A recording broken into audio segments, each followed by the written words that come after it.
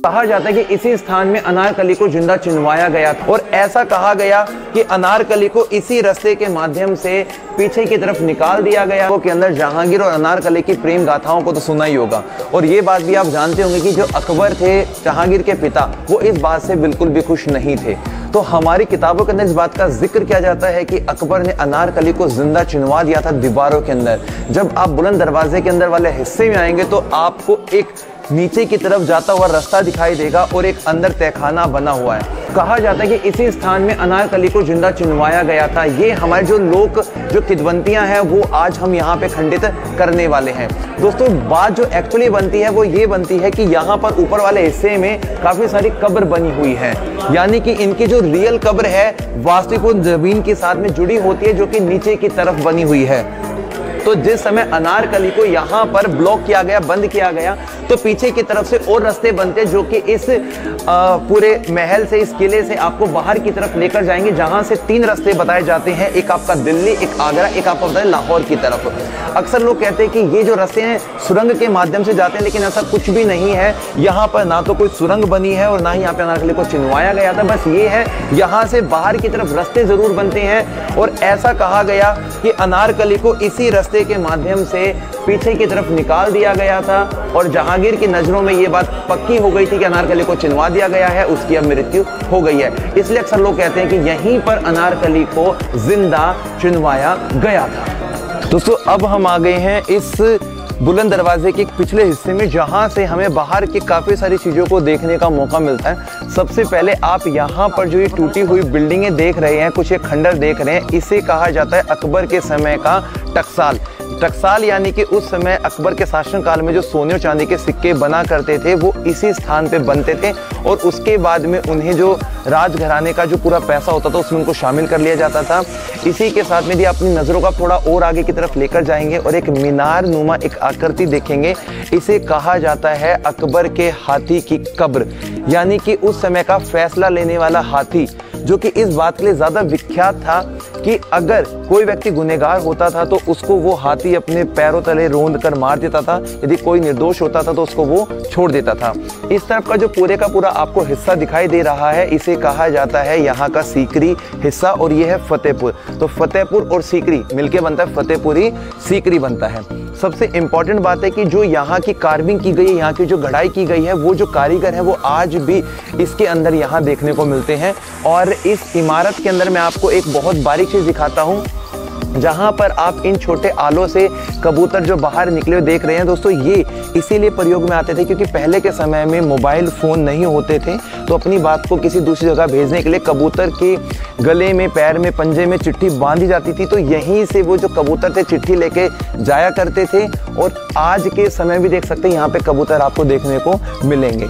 उसके बाद में यहाँ पर जो आप बाहर की तरफ जो पत्थर निकले हुए देख रहे हैं, इन्हें यहाँ इस्तेमाल किया जाता था उस समय के लिए मशाल जलाने के लिए, क्योंकि पहले लाइट तो होती नहीं थी, तो इन्हीं पॉइंट्स में मशाल वगैरह वो लगाया करते थे। इसे सैनिक टावर कहते हैं, सैनिक बुर्ज कहते हैं। ऊपर सैनिक खड़े रहते थे ताकि सेफ्टी की जा सके।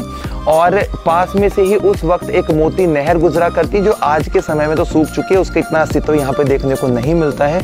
थोड़ा आगे की तरफ आइए।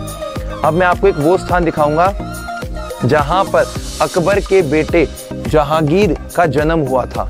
जब हम दोस्तों सामने की तरफ एक इमारत देखेंगे जो कि सफेद रंग की हमें यहाँ पे दिखाई दे रही है, आज भी यहाँ पे शेख सलीम चिश्ती जी के परिवार के 16वें वंशज यहाँ रहते हैं और यही वो स्थान है जहाँ पर अकबर की मन्नतों के बाद में उनको एक बेटा हुआ था जिसका नाम उन्होंने सलीम रखा था। बाद में वो जहांगीर के नाम से बहुत ज़्यादा प्रसिद्ध भी हुए और अपने शासनकाल में उन्होंने अनेक काम भी करवाए। उनकी इतिहास एक अलग बनता है। यहाँ पे मुगल वंश के संस्थापक बाबर का जो सबसे पहला भारत के अंदर कदम पड़ा था 1526 में इब्राहिम लोदी को हराने के बाद में, जो कि पानीपत का युद्ध कहलाता है, वहां पर हुआ था। और उसके बाद में 1527 में राणा सांगा और बाबर के बीच में खानवा के अंदर एक युद्ध हुआ था। और वो जो युद्ध का जो पूरा स्थल है दोस्तों, मैं आपको यहाँ से थोड़ा दिखाने की कोशिश करता हूँ। सामने की तरफ जो आप ये पहाड़ों वाला एरिया देख रहे हैं, जो मैदान देख रहे हैं, इसी के आसपास वाले क्षेत्र को खानवा बोला जाता है, जहां पर वो युद्ध हुआ था।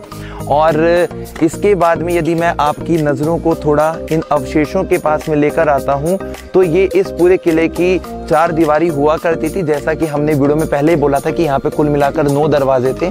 तो उसमें से शायद एक दरवाज़ा रहा होगा इस किले के अंदर आने के लिए या इस बुलंद दरवाजे के अंदर आने के लिए।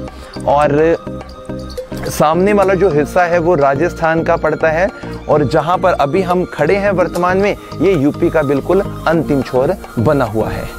अब मैं आपको मस्जिद के अंदर लेकर आ गया हूँ। यहाँ पर आपको कुछ बारीकियां हैं वो दिखा देता हूँ। दोस्तों यहाँ पे जो नीचे की तरफ आप द्वार देख रहे हैं, गेट देख रहे हैं, अकबर के शासनकाल में यहाँ पर जो मेल थे उस समय के वो बैठ के नमाज अदा किया करते थे। ऊपर वाले हिस्से में जो फीमेल थी वो बैठ के नमाज अदा किया करती थी।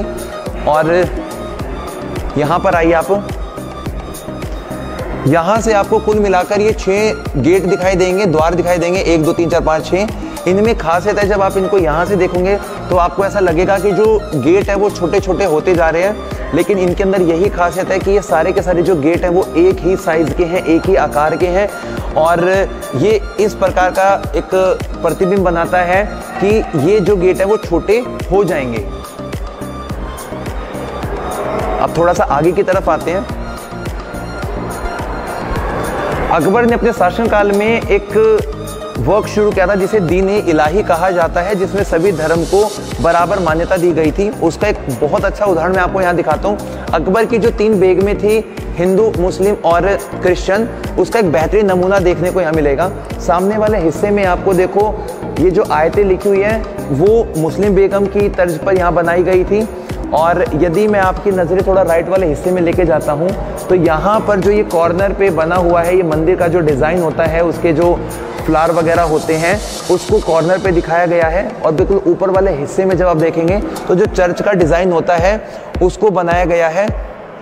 इससे ये बात तो पता लगती है कि जो धर्म थे उनको वहाँ पर उस समय समानता देने के लिए काम किया जाता था।